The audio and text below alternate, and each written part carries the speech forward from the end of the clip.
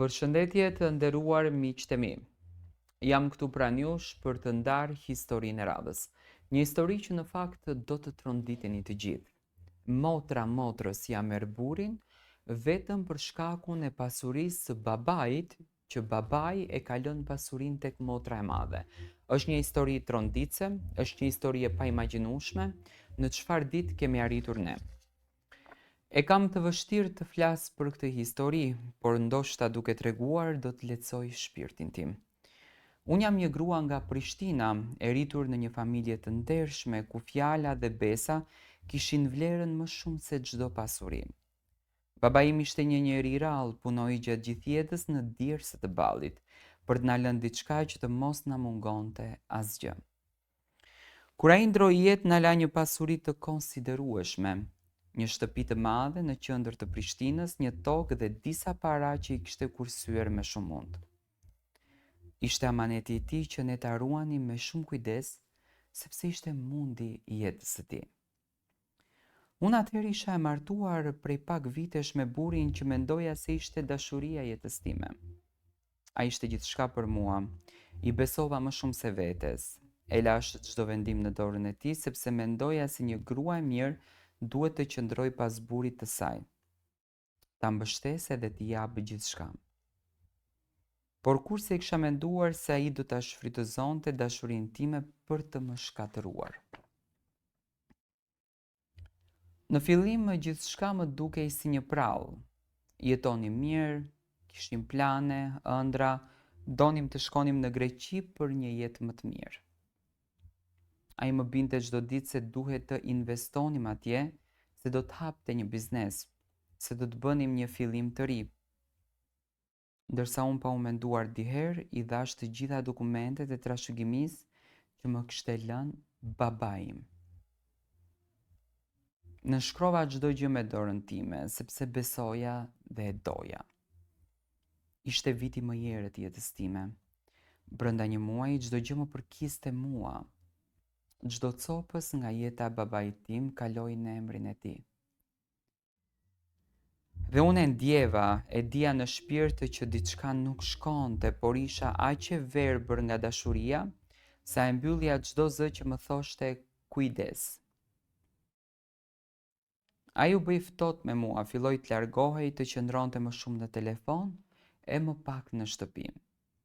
Unë mendoja se ishte stresi, puna, jeta në Greqi që atë e kishte lodhur, derisa një ditë mora vesh të vërtetën.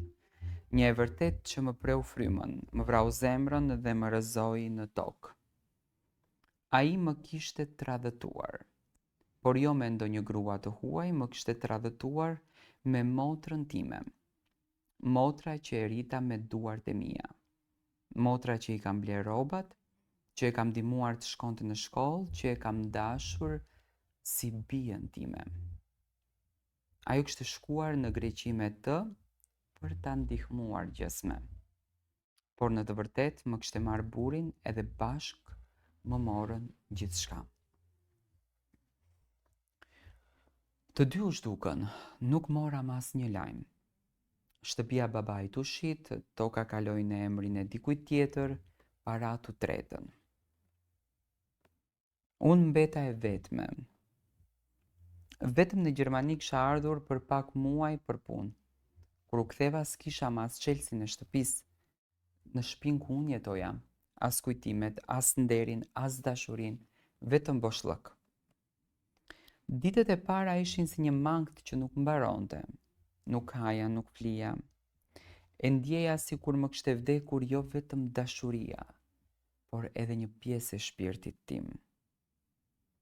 Çdo natë i lutesha Zotit më kthente qetësinë, por zemra ime nuk pushonte së pyeturi pse.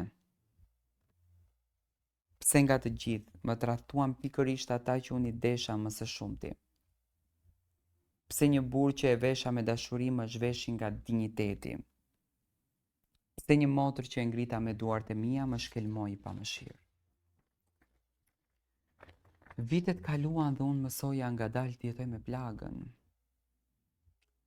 Në Gjermani unë nisa nga e para, me duart bosh, por me zemër që më donte të ngrihej përsëri. Punova në pastrim, në fabrika, në çdo vend që më jepte një rrokë të ndershme. Çdo euro që e fitoja e ndjeja si një fitore ndaj tyre. Jo për t'i haruar, por për t'i treguar që unë nuk u rrëzova. Nuk më mundën sado që më vodhën gjithçka. Sot kur shikoj pas e kuptoj se pasuria më e madhe që kisha nuk ishin as tokat e as shtëpit. Ishte zemra ime, ishte ndershmëria ime, ishte dashuria që dash pa mas. Ata e morën gjithçka materiale, por nuk arritën të më marrin shpirtin.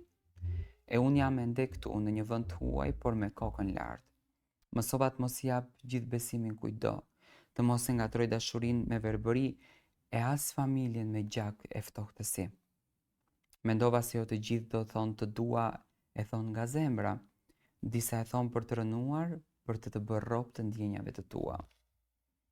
E sot po flas për këtë histori jo për t'u ankuar, po për të paralajmëruar çdo grua që beson verbërisht. Mos ja falni askujt gjithë veten, mos lini asnjë dokument pa e lexuar, mos e bëni dashurin justifikim për të humbur gjithçka. Unë e bëra dhe pagova shtrenjtë, por u ngrita dhe sot jam e gjallë, më e fortë se kur.